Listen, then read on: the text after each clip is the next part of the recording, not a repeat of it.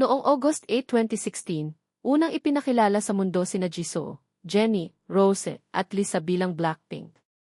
10 taon ang lumipas, at noong August 8, 2016, ipinagdiwang ng grupo ang isang milestone na mahirap abutin sa mundo ng K-pop.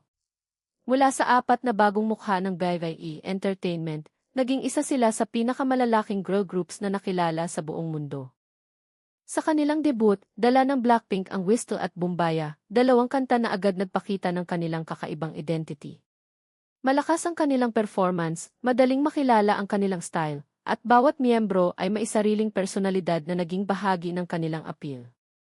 Hindi nagtagal, nagsimulang lumawak ang kanilang pangalan sa labas ng South Korea. Habang lumilipas ang mga taon, sunod-sunod ang naging milestones ng grupo. Dumating ang Playing with Fire, As If It's Your Last, Easy, Kill This Love, How You Like That at Lovesick Girls. Bawat comeback ay lalo lamang nagpalaki sa kanilang global audience. Ang Easy ang naging isa sa pinakamahalagang turning point ng kanilang career. Hindi lamang ito naging malaking hit sa Korea, kundi nakatulong din upang mas makilala ang Blackpink sa international music scene. Kasunod nito, mas naging malaki ang kanilang presensya sa mga global chart, music festival, award shows, at international events. Noong 2019, naging bahagi sila ng Coachella, at naging unang K-pop girl group na nag-perform sa festival. Makalipas ang ilang taon, bumalik sila sa Coachella bilang headliner noong 2023. Ang dalawang appearance na ito ay nagpapakita kung gaano kalayo ang narating ng Blackpink mula sa kanilang debut. Hindi lamang group activities ang naging bahagi ng kanilang 10 taong journey. Unti-unti ring nabuo ang individual identities ni Jisoo, Jennie, Rose, at Lisa. Bawat isa ay nagkaroon ng sariling solo music, fashion partnerships, acting projects, at international activities. At kahit magkakaiba na ang kanilang mga landas bilang individual artists, nanatili ang isang bagay na mahalaga sa kanilang career, ang kanilang identity bilang Blackpink. Sa pagpasok ng 2026, naging espesyal ang taon dahil hindi lamang ito ordinaryong anniversary para sa grupo. Ito ang kanilang ika-10 taon mula nang mag-debut. Kasabay nito, ipinagpatuloy nila ang kanilang group activities at ang kanilang Deadline World Tour na naging mahalagang bahagi ng kanilang pagbabalik bilang 4. Ang official profile ng grupo ay patuloy na kumikilala sa August 8, 2026 bilang kanilang debut date. Para sa kanilang ika-10 anibersaryo, naghanda ang GDG Entertainment ng mga espesyal na proyekto at anniversary activities para sa Blink. Kabilang dito ang isang espesyal na Blackpink 10th anniversary event na ginanap sa Seoul noong August 8. Isa sa mga pinag-usapang bahagi ng selebrasyon ay ang limitadong meet and greet event. 40 Blink lamang ang napiling makadalo sa espesyal na pagtitipon, dahilan upang magkaroon ng magkakaibang reaksyon mula sa fandom. Maraming fans ang umaasang mas malawak sana ang anniversary celebration dahil napakalaking milestone ng 10 taon para sa grupo. Sa mismong anniversary, muling nagkaroon ng pagkakataon ang Blackpink na makipag-ugnayan sa kanilang mga tagahanga. Nagkaroon din ng online communication at personal messages mula sa mga miyembro. Para sa Blink, ang simpleng mensahe mula sa 4 na miyembro ay naging mahalaga dahil ito ang araw na ipinagdiriwang hindi lamang ang career ng Blackpink, kundi pati ang 10 taong relasyon ng grupo at kanilang fandom.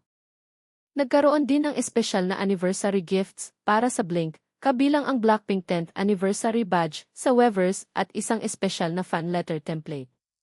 Sa ganitong paraan, kahit hindi lahat ng fans ay makadalo ng personal, nagkaroon sila ng paraan upang maging bahagi ng milestone. Ngunit hindi naging puro celebration ang ika-10 anniversary. Kasabay ng milestone ay lumabas din ang ilang disappointment mula sa fans tungkol sa paraan ng pag-organisa ng anniversary activities. Ang limitadong access sa physical event at ang mga inaasahang mas malaking proyekto ay naging dahilan upang magkaroon ng debate sa loob ng fandom. May ilang fans na nagsabing pagkatapos ng 10 taon ng suporta, inaasahan nilang mas malaking selebrasyon ang inihanda para sa grupo.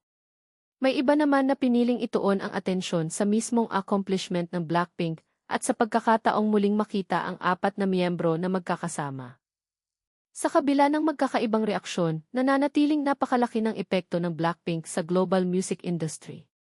Sa loob lamang ng isang dekada, Nakagawa sila ng mga kantang naging bahagi ng pop culture, nakapagtanghal sa pinakamalalaking entablado, at nakabuo ng fandom na umaabot sa iba't ibang bansa. At hindi pa rito nagtatapos ang kanilang musical journey.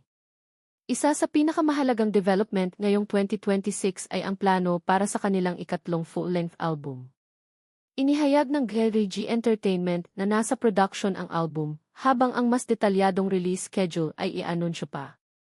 Mahalaga ang balitang ito dahil ang bagong album ay maaaring maging isa sa pinakamalaking proyekto ng Blackpink sa kanilang ikalawang dekada bilang grupo.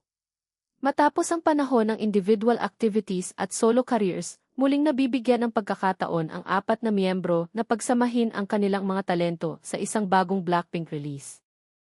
10 taon matapos ang Whistle at Boombayah, hindi na lamang sila ang apat na rookies na unang ipinakilala noong 2016. Si Jisoo ay naging solo artist at actress. Si Jennie ay nagpatuloy sa kanyang sariling musical direction. Si Rose ay nakilala sa kanyang sariling solo sound at international collaborations. Si Lisa naman ay patuloy na nagpalawak ng kanyang career bilang performer at solo artist. Ngunit kapag nagsama-sama ang apat, bumabalik pa rin ang identity na matagal nang minahal ng kanilang fans. Ang tunay na kwento ng Blackpink sa loob ng 10 taon ay hindi lamang tungkol sa records, awards, sold-out concerts, o milyon-milyong views. Ito rin ay tungkol sa pagbabago. 4 na batang babae ang pumasok sa industriya noong 2016 at 4 na global artists ang patuloy na humaharap sa panibagong dekada ng kanilang career noong 2026. Ngayon, habang nagsisimula ang kanilang ikalawang dekada, mas malaking tanong ang naghihintay. Ano ang magiging tunog ng Blackpink pagkatapos ng 10 taon? Ano ang magiging bagong direksyon ng kanilang musika? At hanggang saan pa nila kayang dalhin ang kanilang pangalan bilang isang grupo? Sa ngayon, malinaw na hindi pa tapos ang kwento ng Blackpink. Ang kanilang ika-10 anibersaryo ay hindi lamang pagtingin sa nakaraan, kundi isang pagkakataon upang makita kung ano pa ang maaaring mangyari sa susunod na kabanata. At habang naghihintay ang Blink sa kanilang susunod na album at mga bagong group activities, isang bagay ang nananatiling malinaw, 10 taon na ang Blackpink, pero patuloy pa ring gumagalaw ang kanilang kwento.